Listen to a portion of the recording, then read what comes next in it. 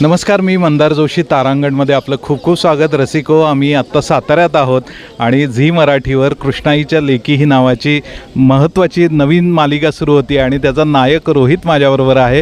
रोहित, तुझं खूप स्वागत. कारण आत्ता आपण अगदी तू बघतोयस, आपण कृष्णाईच्या काठावर आहोत, मंदिराच्या अगदी समोर आहोत आणि तिथं तुझी नवीन मालिका येते. काय मनात तुझ्या भावना आहेत? सर, तुम्ही निशब्द होणं ही भावना जगलाय का कधी तुम्ही? निशब्द होणं तसं फिलिंग आहे. हो म्हणजे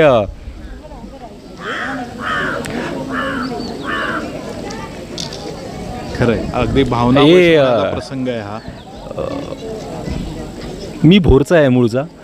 ही नदी, हे घाट आणि हे सगळं लहानपणापासूनच आहे. म्हणजे व्यायामाला आम्ही घाटावर जायचो आणि मला ते सगळं आठवतं येतं आता. म्हणजे ह्या क्षेत्रातला काय खूप जास्त प्रवास नाही आहे माझा, पण एक खूप चांगल्या लोकांसोबत, झी मराठीसारख्या प्लॅटफॉर्मसोबत हा प्रवास माझा सुरू होतोय आणि तो अशा ठिकाणी सुरू होतोय ना. सो मी खूप ब्लेस्ड फील करतोय आता. मला असं वाटतं की सगळे देव आहेत ना, त्या सगळ्यांनी आशीर्वाद दिला मला. आणि मी इथं बसलोय तुमच्या समोर आणि असे समोरून पाणी वाहतंय आणि मी माझ्या सिरियलबद्दल तुमच्याशी बोलतोय. मी खूप खुश आहे आतून. आता खूप शब्द नाहीत बोलायला, but you can feel. Okay, मी समजतो तुझ्या भावना. तुझ्या भूमिकेबद्दल थोडंसं सांग. कशा प्रकारची तुझी भूमिका आहे? काय तुझे रंग आम्हाला बघायला मिळणार आहे? रंग उधळणार नाही, पण बघायला नक्कीच मिळतील तुम्हाला. रंग उधळणारा शब्द वापरला नाही. नाही. काय आहे सर, यापूर्वी मी झी मराठीवर अर्जुन केला होता आणि आता मी शंकर करतोय. दोघांचे स्वभाव खूप भिन्न आहेत, खूप डिफरंट आहेत आणि ते रोहितपेक्षा वेगळे आहेत. त्यामुळं करायला चॅलेंजिंग आहे, एवढं मात्र नक्की आहे. आणि एका श्रीमंत गडगंज अशा मातोश्रींचा तो मुलगा आहे, सावकार, जो वसुलीचं काम करतो, जो व्यायामाची प्रचंड आवड आहे, त्याचा जिम आहे स्वतःची, भरपूर व्यायाम करत असतो.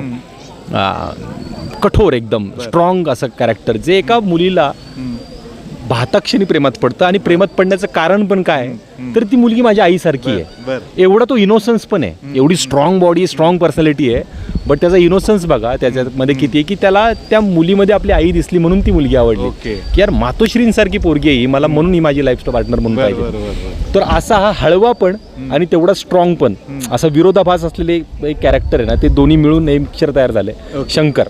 आणि यात निवेदिताताई आहेत, त्यांची प्रमुख भूमिका आहे, त्यांचा ऑरा सर्वांनाच माहिती आहे आपल्याला. तुझा स्वतःचा पहिला अनुभव काय होता त्यांच्याबरोबर काम करण्याचा?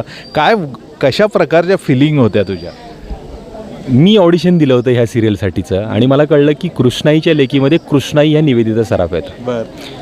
सर, मी बजरंग बलीसमोर मी बघताय खूप, मी त्यांच्यासमोर एक वाक्य मोठ्याने बोलायचो, मारुती राया, झी मराठीवर कृष्णाईच्या लेकी नावाची नवीन TV सिरियल येत आहे, त्यामध्ये मला शंकर हे पात्र साकारण्याची संधी मिळू दे.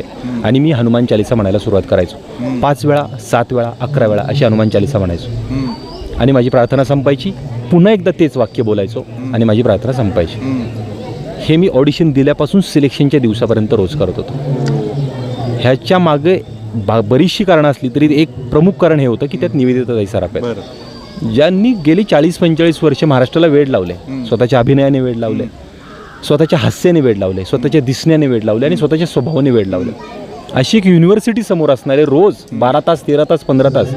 सो ॲक्टर म्हणून स्वार्थ आहे माझा की मी त्यांच्यासोबत, त्यांच्या आसपास असलं पाहिजे. अजूनही तो दिवस आला नाही की त्यांचा आणि माझा एकत्र सीन लागला आहे, बिकॉज त्या कृष्णाई आहे, त्यांच्या लेकी वेगळ्या आहेत, मी मातोश्रींचा मुलगा आहे. पण मी प्रे करतो, खरंच मी प्रे करतोय की मी वाट बघतोय तो त्या क्षणाची, ज्या दिवशी ताईंचा आणि माझा फक्त सीन असेल, ज्यावेळी स्क्रिप्ट माझ्या हातात येईल आणि वर लिहिलं असेल कृष्णाई आणि शंकर, त्या सीनची वाट बघतोय. त्या पूर्ण सीनमध्ये मला एकही वाक्य नसेल तरी चालेल, पण तो सीन मला माहिती आहे, मी जो जगेन ना, अभिनय करेन पण मी तो सीन जगेन आणि तो सीन लवकर यावा यासाठी माझी प्रार्थना आहे. तू आत्ता सुरुवातीला भोरचा उल्लेख केला, तुझं म्हणजे भोरचा जन्मही तुझं तिथलाच आहे का काय? थोडंसं सांग. माझा जन्म भोरचा, माझं गाव भोर, माझे आई बाबा बोरला असतात, माझं घर भोरमध्ये, माझे शाळा, कॉलेज, माझी बॉडी बिल्डिंग, हे सगळं म्हणजे आयुष्याची पहिली 24-25 वर्ष माझी भोरमध्ये गेलेली आहेत. मी भोरच्या मातीत वाढलेला छत्रपती शिवरायांचा मावळा आहे. काय सांग. येस येस येस, अगदी भोर म्हणजे आत्ता भोर सोडला आणि मुंबईला आलो मग मी ह्या फील्डसाठी आपल्या. हां, पण मी भोरचा शाहीर, लोकशाहीर दादा कोंडके त्यांचा आदर्श घेऊन या क्षेत्रात सुरुवात केलेली आहे. दादांनी त्यांची चित्रपटसृष्टी भोरमध्ये आणून वसवली होती त्या काळी.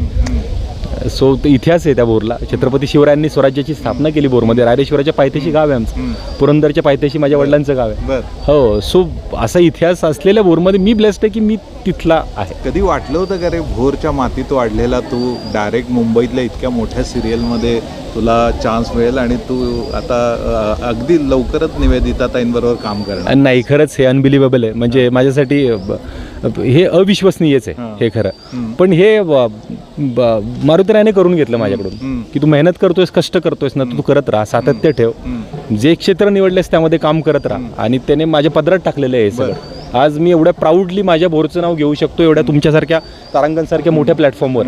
सो मी नशीबवान आहे की काहीतरी कर्म करत राहिलो आणि देवाने फळ दिलं. तुझ्या आई वडिलांची काय रिॲक्शन आहे? एवढी मोठी मालिका तुला आता कॅनव्हास मिळालेला आहे. ते खूप खुश आहेत सर. ते खूप खुश आहेत. म्हणजे मला तुमच्याशी गप्पा मारताना का कोण असतो, मला आपुलकीच वाटते. तुमच्या डोळ्यात ते दिसतंय मला भरभरून बोलावंसं वाटतं तुमच्याशी. ते खूप खुश आहेत आणि ते खूप एक्सप्रेसिव्ह नाही आहेत. म्हणजे टिपिकल. माझी आई प्राथमिक शिक्षिका होती. 37 वर्ष ती जिल्हा परिषद शिक्षिका प्रिन्सिपल म्हणून रिटायर झाली. माझे वडील शेतकरी आणि नंतर त्यांचा हॉटेल व्यवसाय होता. आता दोघं रिटायरमेंट लाईफ खूप छान एकमेकांना साथ देत आणि माझी मालिका बघत जातात. खूप आनंदाचा विषय आहे. एक शेवटचाच प्रश्न विचारतो. आता तू मुंबईत येतोय, मुंबईत तुझी काय व्यवस्था केली असते? मुंबईत माझं घर आहे, माझी वाईफ, माझं बाळ, आम्ही मुंबईमध्ये राहतो. हो हो, माझी 2.5 वर्षाची मुलगी आहे माझी. हो हो हो. कुठे राहतो? ठाण्यामध्ये राहतो मी. हो, शूटिंग ठाण्यातच शूटिंग आहे, घराजवळ आहे. हा, तो पण एक प्लस पॉईंट आहे या सिरियलचा. आणि सगळे खूप खुश आहे. सगळ्यांच्या सपोर्टमुळे, या खूप मोठ्या सपोर्टमुळे मी इथपर्यंत आहे. त्याच्यावर एक वेगळं मोठं एक आपलं डिस्कशन होऊ शकतं. हो हो, पण म्हणजे ह्या क्षेत्रात येणाऱ्यांना मी सांगू शकतो की आईवडिलांचा, तुमच्या पत्नीचा, तुमच्या भावा बहिणींचा, या सगळ्यांचा सपोर्ट असणं तुम्हाला खूप गरजेचं आहे. तुम्ही एकटे नाही काही करू शकत. मग ते तुमच्या पाठीशी उभे असेल ना, तर 1000 हत्तींचं बळ तुमच्या पाठीशी असतं आणि 100 देवांचं पण. खूप छान. मला काय वाटतं माहिती आहे का रोहित, आम्ही नेहमीच कलाकारांना भेटत असतो. मोठमोठ्या कलाकारांना मी भेटलेलो आहे, नवोदित कलाकारांनाही भेटलेलो आहे. मी तुलाच पहिल्यांदाच भेटतो आहे, पण मला खूप आनंद झाला आणि आपण पुन्हा भेटूया. कारण तुझ्याकडे सांगण्यासारखं बरंच काही आहे आणि आत्ता ही लॉन्चिंग आहे, त्यामुळे मालिका सुरू झाल्यावर मी जरा तुझा जो अभिनय आहे तो थोडा अनुभवतो. मी ठाण्यातच राहतो, त्यामुळे मी पुन्हा तुझ्या सेटवर येणार आहे आणि तुझ्याशी खूप गप्पा मारणार आहे. तोपर्यंत तुला मी तारांगणतर्फे आणि वैयक्तिक माझ्यातर्फे खूप खूप शुभेच्छा देतो. Thank you so much sir, thank you so much. मला पण आवडेल, मला तुम्ही नक्की सांगा, आपण नक्की भेटू, नक्की भरभरून गप्पा मारू. आणि थँक्यू सो मच संपूर्ण टीमला. मुंबईवरून तुम्ही साताऱ्याला आलात, आता आलाच आहात तर तुमच्या आशीर्वाद, तुमच्या शुभेच्छा माझ्याजवळ सोडून जा. Thank you so much. धन्यवाद. पुन्हा भेटू, पुन्हा बोलू.